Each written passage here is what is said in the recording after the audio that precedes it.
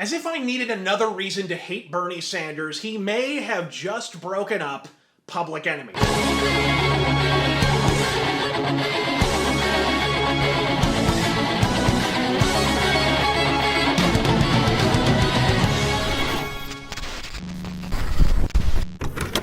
Now, I know I don't rap about rap all that often, but I actually dig a fair fucking amount of it. Public Enemy first and foremost among them. They've been on the short list for a music mythos for a fucking minute, and as Public Enemy have intimated themselves, any semblance of social conscience or genuine political dissidence in rap was effectively over with by late 1997 or so. Princess Di didn't hit the wall harder. We went from Run DMC, Public Enemy, and Digital Underground to Snoop Dizzle, DMX, the Hot Boys, and Jay-Z's big pimpin' spendin' cheese dick ass all over MTV. But in the early going of the second wave of bona fide fucking rap, it was a musical Molotov cocktail of crushing beats, the absolute infancy of samples, and cocksure street poets spitting anti-authority anthems like the revolution is fucking tomorrow. And Public Enemy personified it.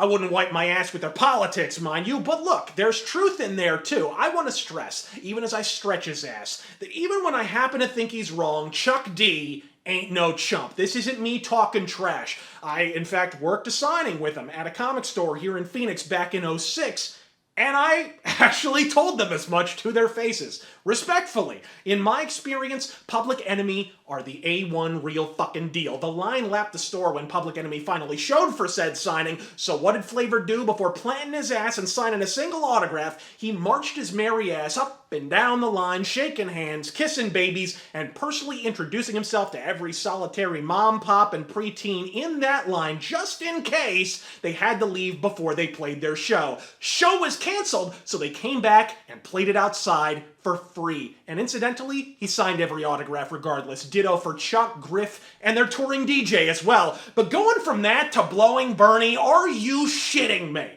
And when I say blowing, I mean full tilt, testy tickling, frenulum flicking, open up and say, eat that shaft. Shit. Peep this fucking poster, folks. Bernie's half-dead Fidel filleting ass raising his right hand in protest. Yeah, who better to fight the power than a half-dead douche canoe who's been in power for 50 fucking years? Color me skeptical, but when I mull prospective candidates to upend the corrupt system, an actively crumbling Caucasian commie who's been in Congress a quarter century ain't exactly the first on my fucking Santa Claus list. Flavor, to his fucking credit, made an immediate attempt to distance himself from Sanders and indeed any political endorsement in this contentious election cycle, releasing a public cease and desist to the Sanders campaign that reads as follows, quote, "While Chuck is certainly free to express his political views as he sees fit, his voice alone does not speak for Public Enemy. The planned performance will only be Chuck D of Public Enemy. It will not be a performance by Public Enemy. Those who truly know what Public Enemy stands for know what time it is. There is no Public Enemy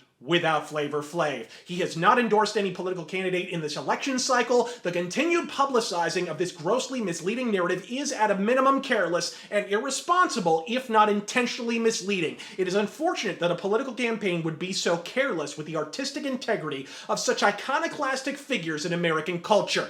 Unquote. Unless you think he was fed a fuckload of lawyerese.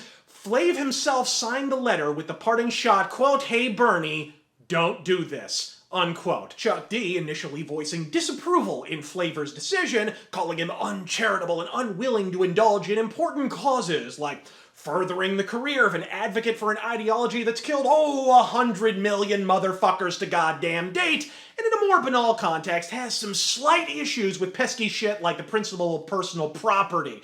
Of course, I guess when you made as little money as Chuck D has over the last 15 years, you don't give a flying fuck if they tax you up the taint. How exactly do you figure up 40% of a fucking food stamp exactly? Chuck originally asserted that Flavor had, quote, 1 year to get his act together. But when this letter lit up the web, he shifted and shit-canned Flavor on the fucking spot. The newly dubbed Public Enemy Radio, essentially Chuck the S1Ws, with some random fucking J-Brones in tow, played the Politburo Ballroom as planned, and boy, was it ever a performance to remember.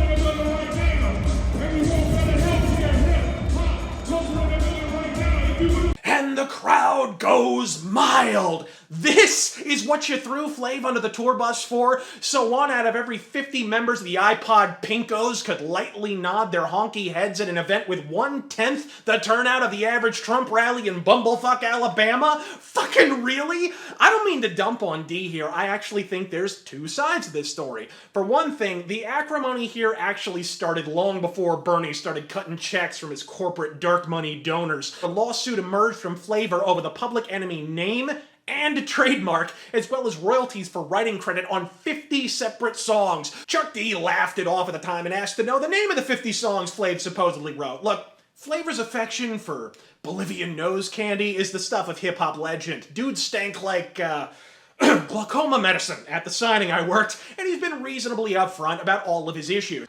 I got to the point, Vlad, where I was spending like $2,300 to $2,500 per day on coke and crack. Per day. And I did that shit for 6 years straight. Do the math. If drugs lead to nowhere, Flavor's taken the scenic route, and part of Chuck's original ultimatum stipulated that he enter rehab. Problem being, for Flav at this point, rehab is when you switch from crack to coke for a few weeks. I mean, look at the dude. You don't go from the cat with the clock necklace to one of the California raisins in 8 years without some hard-ass living. Just sort your shit out, Public Enemy. You're the shit. You boys are better than this, especially in election season where not a soul stands a chance against Trump, whether the whole country comes down with coronavirus, flu virus, or a fucking computer virus. It just ain't worth it. The next time the media says you support an incendiary candidate, it better be because you lit that fucker on fire. God fucking speed.